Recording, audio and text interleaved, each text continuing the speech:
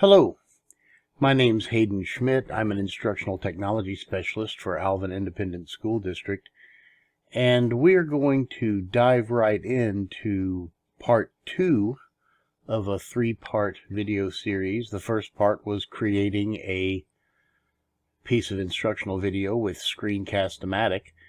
Part 2 is editing that piece of instructional video using Windows Movie Maker. I'm using Windows Movie Maker because I think it is particularly simple and fast and easy to use and puts all the options right on the table in front of you. For teachers, it is available through the Software Center icon on their desktop. You may choose to install Movie Maker from a district imaged machine. And if you're installing it on your home computer, you just want to go search for Windows Essentials 2012, and you will find a downloadable package from any one of a number of sites that will allow you to install the components of the Windows Essential 2012 kits. One of those is Windows Movie Maker, so you can either install everything or you can just select Movie Maker to install. Regardless of the decision that you make or how exactly you get it, you will start Movie Maker and you will launch to a screen that looks like this. We're going to go straight for the essential functions, which are importing a video, and to do that you reach up to where it says Add Videos and Photos and you click on that. And it will take you to a place where you can select the video that you want. I'm picking recording number 6. Which is the recording that I made with Screencast-O-Matic. And when I say open, it will pull that video strip right over here and will let me begin editing on it. There's a lot that I can do here that I'm not going to introduce or go over, so feel free to explore the details of Windows Movie Maker at your leisure. But the critical functions I feel for creating a good instructional video are to add title to it, to add some credits to it so that students have the contact information that they may need moving forward, and then possibly to put a caption in.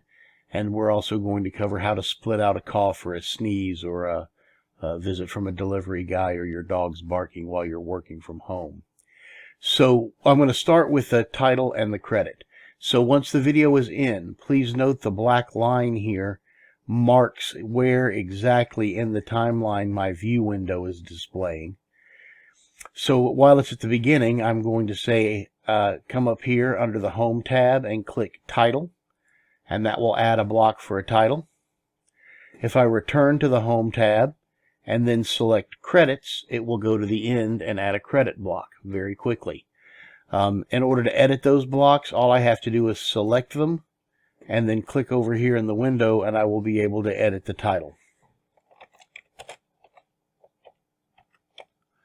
And you have access to all your typical font and formatting tools right here under the Format tab while you're working with text. Now I'm going to click on the one at the end. I'm going to again click on the box. I'm going to size it because I know how my name is going to fit in these things. And then I'm going to insert just the basic information here as a teacher that a student may need in order to make contact with me. If you want to instruct your students specifically to contact you through a Google Classroom or any other way, this is your opportunity to put that right here at the end of the instructional video that you're creating for them, so that it'll be the last thing that they see. If they've got any questions, they know how to reach out to you immediately and ask those questions. So if I drag across to a particular point, I return to my Home tab and I click on the Caption button. You notice it inserts the caption wherever the marker is. And again, here I have my caption text. I can immediately select it and change the caption text. You may note that that caption text isn't really readable when it's white on a white background, but I do have the ability to change the caption color. Again, all my formatting tools that are available are generally right here under the Format tab.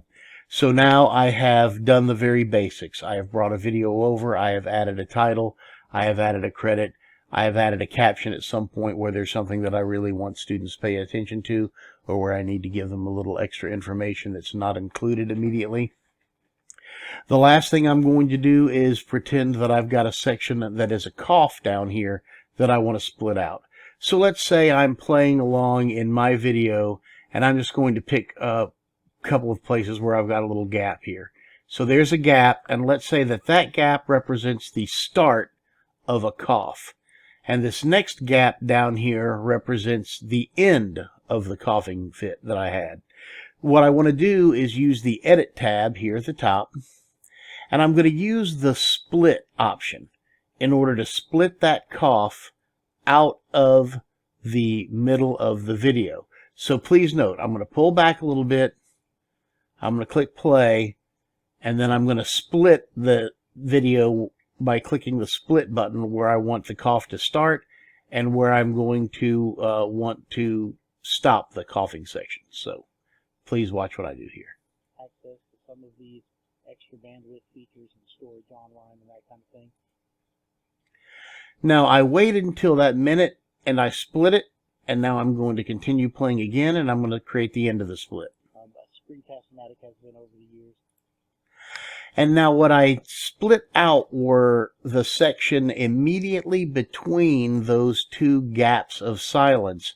And so now you notice I've got a video hunk right here in the middle that represents the split at the beginning of the cough sequence, in this case what I'm going to call a cough sequence, and at the end of the cough sequence. And now when I highlight that, if I press the delete key, I can delete that section straight out, and when I come back and listen, that's going to be just missing from the video. Online and that kind of thing. Very reasonable and useful purchase for me.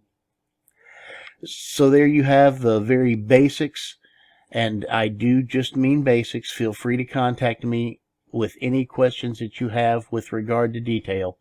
But at this point, you can now pull a video over into Movie Maker. You can add a title and add a credit very quickly. You can add captions where you want the captions to be, and you can cut out a section that included an error, a cough, a sneeze, or a stumble that you made while creating the video. The next thing we need to cover after looking at the adding of titles, credits, captions, and splitting out any errors is actually wrapping up this video project and turning it into a file that I can upload to YouTube, which will be part 3 of this 3-part series. So in order to finish the project up, I've made all the edits that I want to. I'm completely done.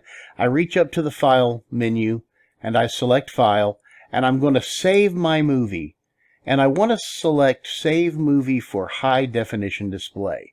So that's what I'm going to select. Select for High Definition Display. And then I get an opportunity to name my movie. Part 1 was How to Screencast-O-Matic. So let's call this one Part 2 Post-Production, since what we're doing is post-production work. And I'm going to go ahead and click Save. And you notice here it's taking me through the saving a movie process. Now this is a relatively short movie, so it's not going to take very long to process. If you've created a piece of instructional video that's 10 minutes long, it's going to take a little while to process. Be prepared to sacrifice that time. Don't get in too much of a hurry. When it's finished the processing, it's going to let you know that you can take a look at opening the folder to see exactly where you saved it, or you can play the video file. I'm not going to bother to play it, but I do like to open folder and see. It's in this PC. It's in the Pictures folder. I'm working on my home computer, so forgive the extra useless pictures that I have there in my Pictures folder. But here's Part 2, Post-Production. And it is saved right there in the Pictures folder, so I know where it is. That is how I will finish the video project out. And that pretty much sums up what we needed to cover for Part 2, which is post-production with Microsoft Movie Maker. Do come back and take a look for Part 3, which will be the uploading to your teacher channel on YouTube and how to set your options on YouTube so as to generate as little grief as possible for you as you share instructional videos with students. So again, let me thank you for coming over. My name is Hayden Schmidt. I'm an instructional technology specialist with Alvin Independent School District. You can reach me at hschmidt@alvinisd.net or extension 2519 in the district. Thanks for watching and have a great day.